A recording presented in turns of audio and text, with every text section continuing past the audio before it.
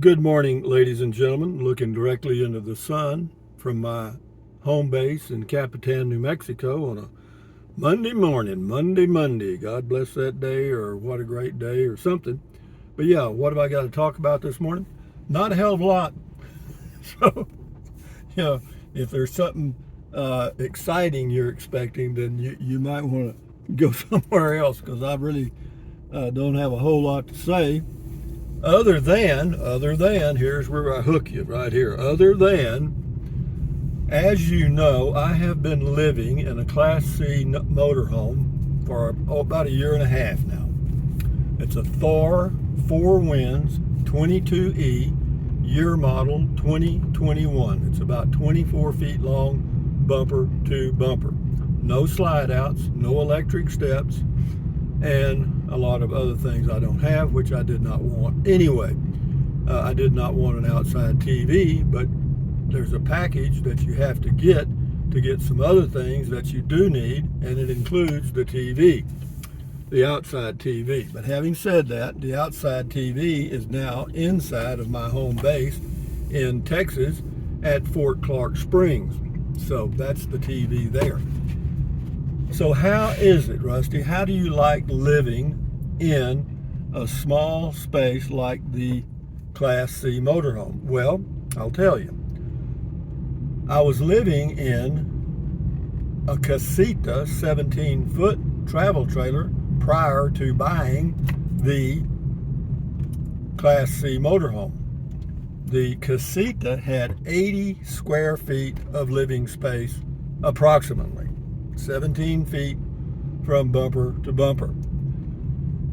Nice little RV, all fiberglass, well built. Really enjoyed it. 2 years of peace and harmony. I did enjoy it. Never had, well, I think I had one minor issue, not much. But anyway, now I got Mr. Slow Guy going here, and I'm gonna be right behind him probably. But am I in a hurry? No, I'm also Mr. Slow Guy. So I moved from 80 square feet to, how much is in the available space in the Class C when you take the cab area out?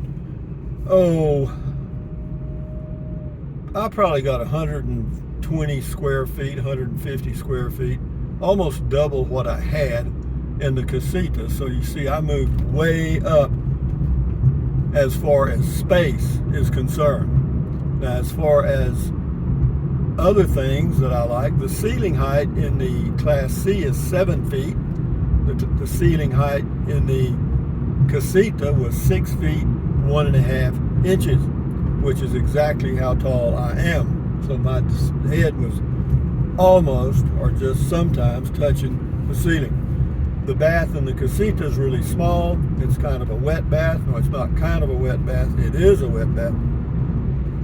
But it was okay. You get used to it. But the Class C, we'll talk about Class C now. The Class C has a full bath, has a little sink, mirror, little storage underneath. And you can stand straight up. No problem at all.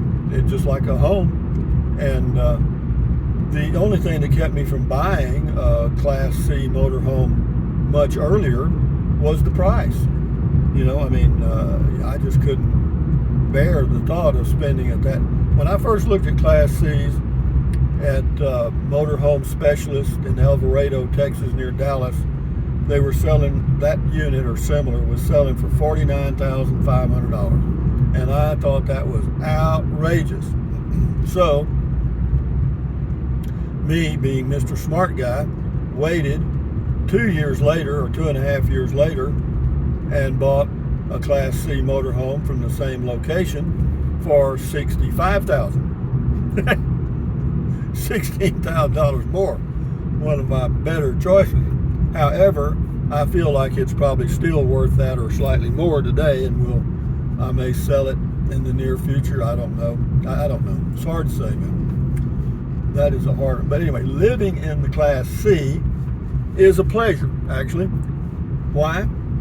Because even though you may not be driving or traveling a lot, the fact that you can travel anytime you want to is a very free experience.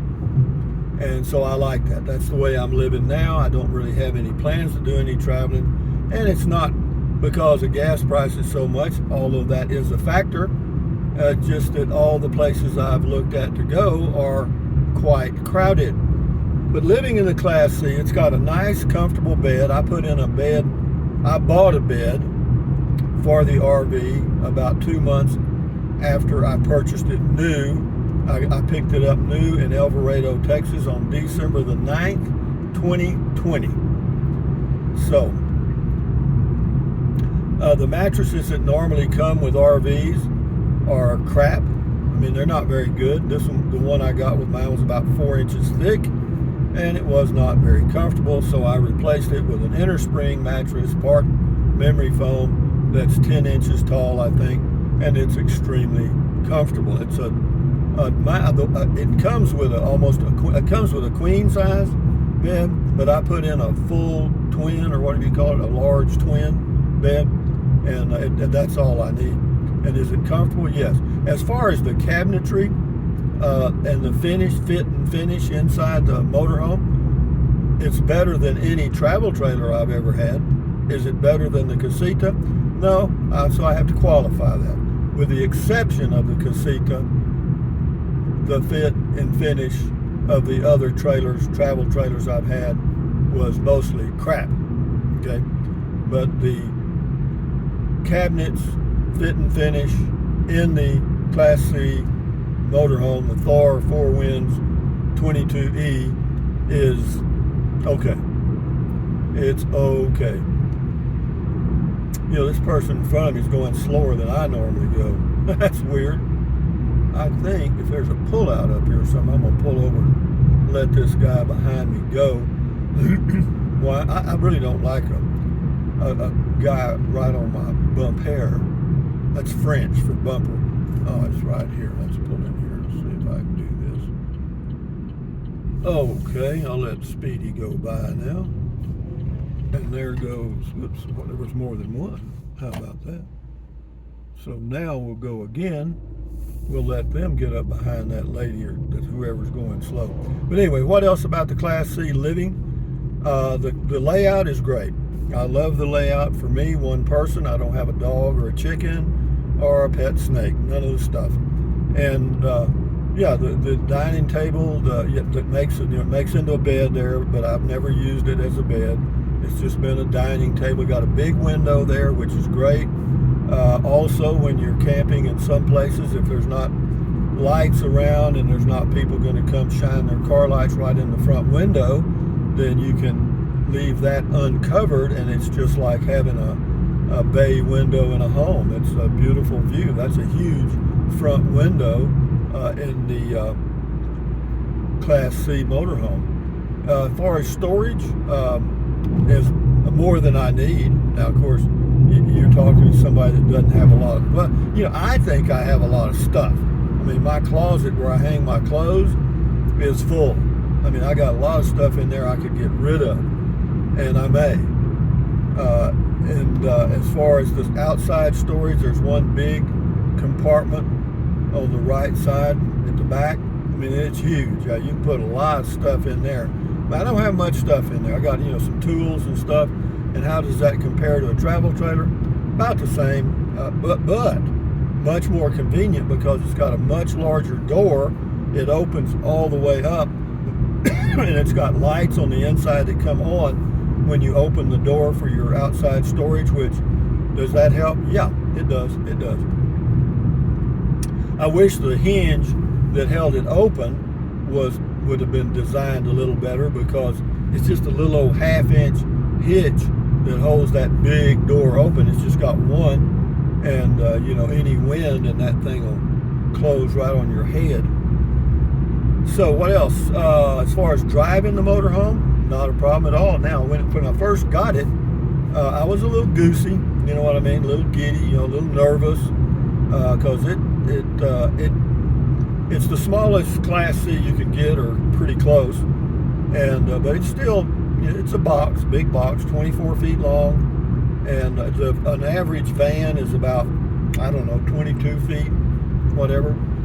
So yeah, it's bigger. You can go to the grocery store and use it like a car if you want to. I did for a couple of months, and then I used it like a car when I went to have some medical issues taken care of in February in Marble Falls, and it was no problem at all, none at all. It gets 10 miles to the gallon, which is as good as any motorhome gets. I mean, it's a little better than some, not as good as others. You know, the Class Bs get better gas mileage, but overall, I'd give it a 8.5 to a 9 as far as quality of build and, you know, quality of life in the unit. As far as, you know, any issues with it since I've had it, I did have an air conditioner issue, but Thor took care of that, paid the full price, including installation, to get a brand new air conditioner. I'm not sure what caused the issue. I think what caused it was, and I was told later, that if you run that rooftop air conditioner off an extension cord that is not capable of carrying 30 amps, there's a good chance that you'll fry it, okay? And there was a period of about 2 weeks that I didn't run it all the time, but I ran it every now and then using an extension cord, and that could have caused the problem with the air conditioner. I'm not sure of that, but I've been told that that could be the issue. I know y'all have a great view of the back of that truck. I thought I'd let them go ahead of me, but that person up there leading the pack's only going 40. And the speed limit here is 55. So y'all get after me now, get after them. So what else, guys? What else can I tell you about the Class C and living in it? You know, it's on a Chevy chassis, a Chevy 3500 van chassis. It's got the 6-liter V8, one of the most reliable engines I think Chevrolet has ever made. Good for 300,000 miles. So I probably, you know, if I decide to keep it and use it as a home for the rest of my life, I can do that. I have that option. Now, as far as other things that you have issues with on RVs, you know, a hot water heater is good for about 6 years maybe. Depends on how you take care of it. You know, if you drain it and get the stuff out of it every now and then, it'll last you 6 or 8 years. And it's electric and propane, which is a really great deal. And the good thing, it also has a 4,000 watt Onan generator, which will run everything in the RV, including the air conditioner. Yeah, you can have the microwave going, the air conditioner going, a toaster going, and you're still got power, you know. Of course, it uses about a half a gallon an hour under half load to run the generator, so that's costing you anywhere from $2 to $2.50 a gallon, depending on where you live right now. So, you know, if you ran it 24 hours a day, that could get expensive. But you usually just run it for a few hours a day to charge your battery and, you know, run the microwave, fix something to eat, whatever. So you might run it 2 or 3 hours a day. So that's not too bad. $6 or $7 a day for power when you're boondocking is great. So I'm actually going to pass somebody, I think. Hang on, this is going to be a real experience for me. If this pickup will make it, I can make it. Old Sparky's got not a hell of a lot of power. I mean, it's not a rocket ship. I raced a Tesla one day, and they barely beat me for a quarter mile. After that, I was gaining on them. Okay, where are we at now on the Class C motorhome? This is the road that goes to Ruidoso, New Mexico. Traveling here in the mountains. Elevation up here, you go about, maybe close to 8,000 feet and then drop down to about 7,000 in Ruidoso, so it varies here. Actually, there's a mountain near here about 12,000 feet, Ski Apache. I don't know what the name of the mountain is, but just call it a bit tall mountain. But anyway, back to the Class C again. So yeah, overall for a year and a half, I've had a good experience. Would I recommend the Class C to anyone? Well, you know, if you got the money, then yeah, sure. You know, if you can pay cash, because financing a motorhome or an RV of any type, the interest rates are higher. Why? Because it's a luxury item. It's like a boat or a jet ski or anything else. You know, they know that if push comes to shove, you lose your job, for example, that they're going to be the last person to get paid. You know, your rent or your house payment will be first, or your food will be first, then house payment in whatever order, but they're going to be last. So they have a lot of losses because people kind of forget them, so to speak. And I thought about it. I looked into financing one many years ago, and the payments came out to like $460 a month for 8 years, and I looked at how much I paid versus how much I borrowed, and I didn't like it. Yeah, if you'll multiply, let's just say you're going to buy a car, and the car is $20,000, just an easy math example, and the interest rate is 6 or 7%. Well, if your payments come back at $300 a month for 6 years, I don't see it, plus your down payment, let's see, that'd be 3,600 times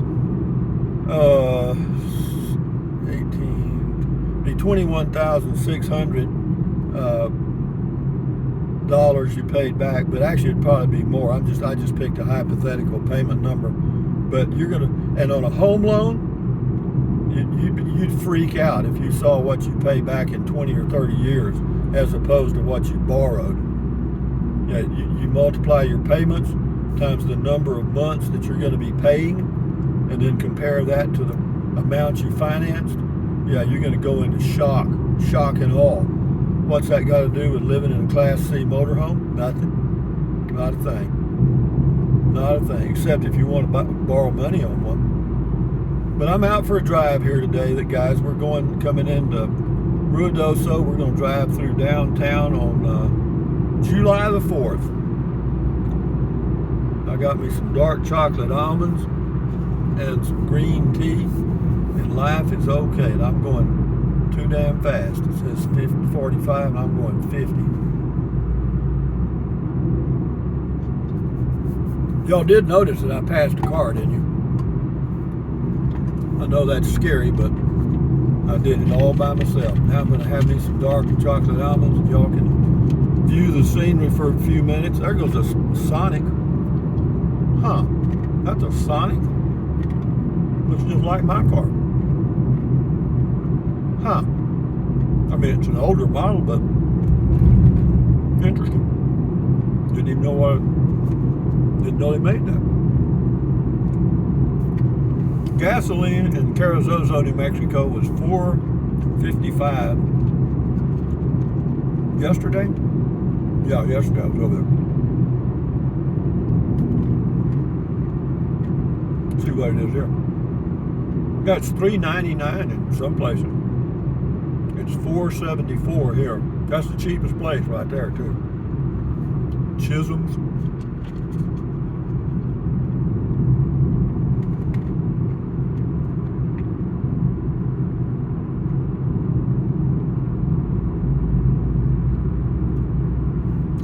That was the name of the rancher involved in the Lincoln County Wars back in the 1860s and 70s, whenever that was. John Wayne starred in a movie called Chisholm.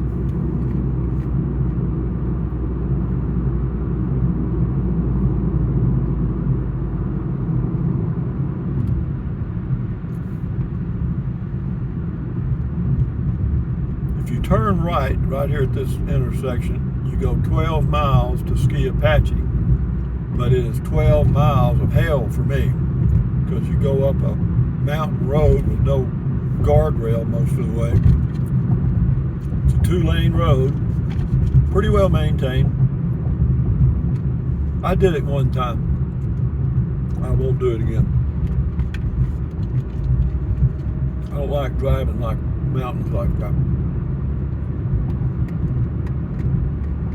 How are the dark chocolate almonds? Wonderful. I've also got a little piece of dark chocolate. It's about 80% dark chocolate cocoa. Why do I do that? Because there's something in dark chocolate that is good for your heart. Now what and how that works, I don't know. Now we're just ramble on here. I don't care how long the video goes. Way to go there, Arizona. Nice little turn. That place there, and I've said that every time I come by it, I say it must be the location, because they got more business than any restaurant in Ruidoso. It's called Alto Cafe. Well, it's in Alto, actually. Ruidoso is up here. It's two towns. I mean, I always get them mixed up.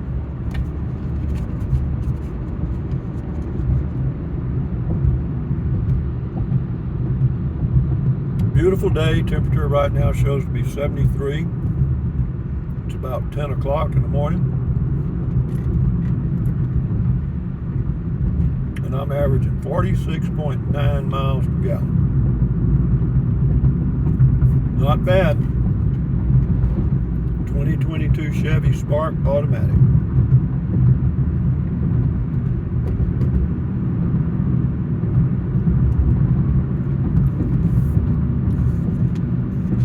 Do I have any exciting plans coming up? No, I got a guy coming by on the 15th of July that's supposed to trim some trees for me. And then I have a birthday on July the 14th.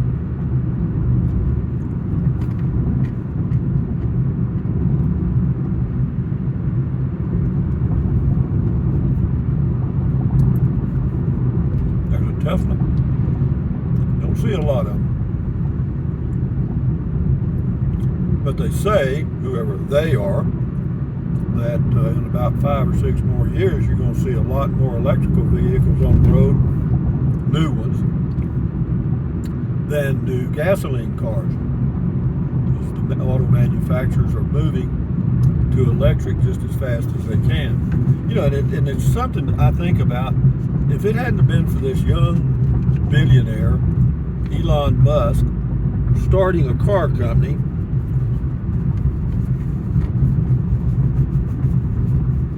and building electric cars and gradually getting them down to where, well, they're semi-affordable for millionaires. These car companies, Ford, General Motors, Volkswagen, Mercedes, Volvo, all of them, they would never, I don't think they'd have ever gone to electric. When they saw him taking their market share, then they immediately realized how important it would be to have electric cars. The name of that vehicle in front of me is Telluride. You ever been to Telluride, Colorado? I have. Is it pretty? Yeah. It's really pretty. Drive up through the mountain.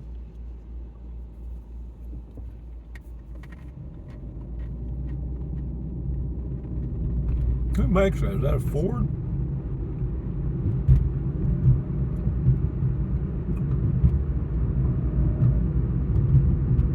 We're now in Ruidoso, I'm sure.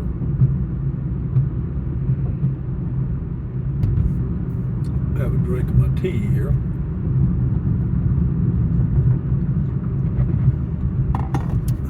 You know, living a simple life like I try to do is not easy. Why?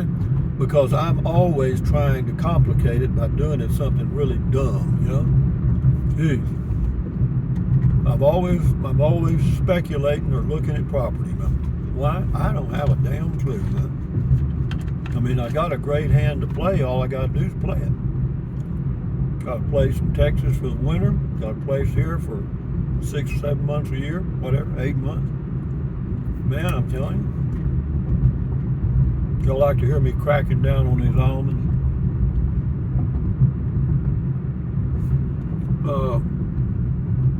Yeah, we'll let this go a little bit. We'll let you see downtown Ruidoso on probably a crowded day. It's 9:50 in the morning. Tourists ought to be lining up.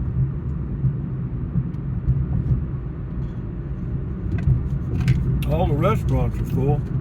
There's one there called Log Cabin. Couldn't find a parking spot. That's always a sign of good tidings for a city. You know, when the restaurants are busy and the motels are full, things are popping.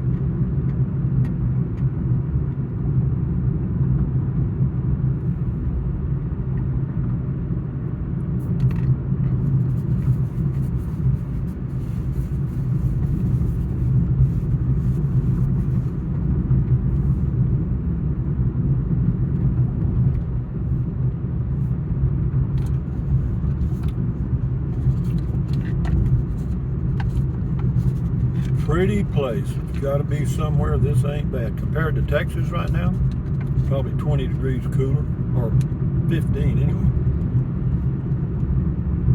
Parts of Texas. You get out around Alpine, it's pretty good. Elevation about 4,200 feet. And then you can get up to Fort Davis, is right at 5,000 feet. I think Fort Davis is the highest elevation town in Texas.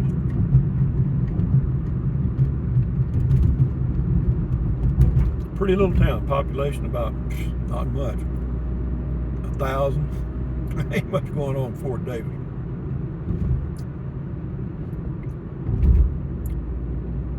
You know, my car's not big enough to scare anybody, you know what I mean?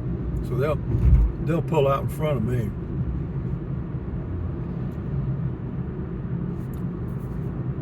It is just a little old bitty thing, I promise you.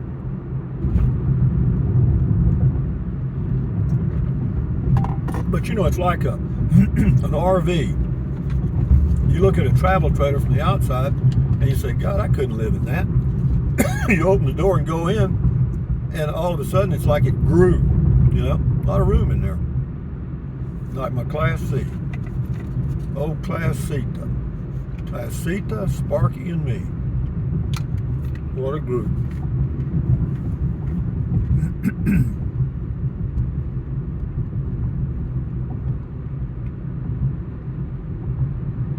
I sit here eating these almonds and then talking and choke. I mean, and the older you get, your little sphincter, your esophagus narrows. That doesn't help a lot. There's a place here called Can't Stop Smoking. It was a barbecue place. It burned down. Couldn't stop smoking.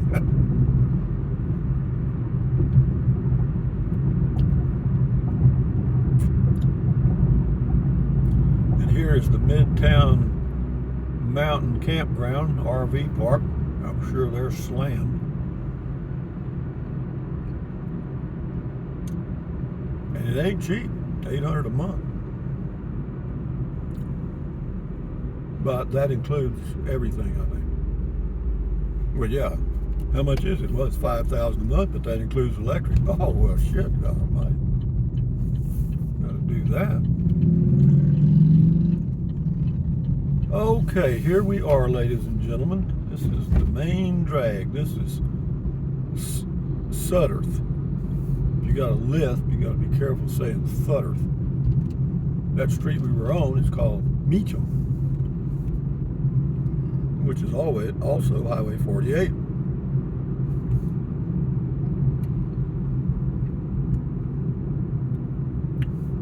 Not too touristy today, probably early in the morning. A lot of the tourists are hung over or eating breakfast or something. I have actually seen this come through this town before many years ago, and the sides of the street would be lined with cars all the way through town, and people crossing the street. It would take you an hour to get through here. Has that changed? You bet it has. It ain't nothing now. Hardly. Nothing like it was. Still looks like it's busy the closer we get to downtown. So we'll let y'all take a look at that, and then we'll shoot this horse.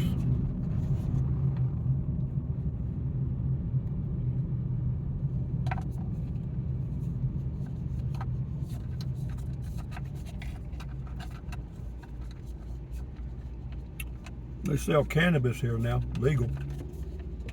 Have I bought any? No. Am I going to? No. Why? Because I don't want to.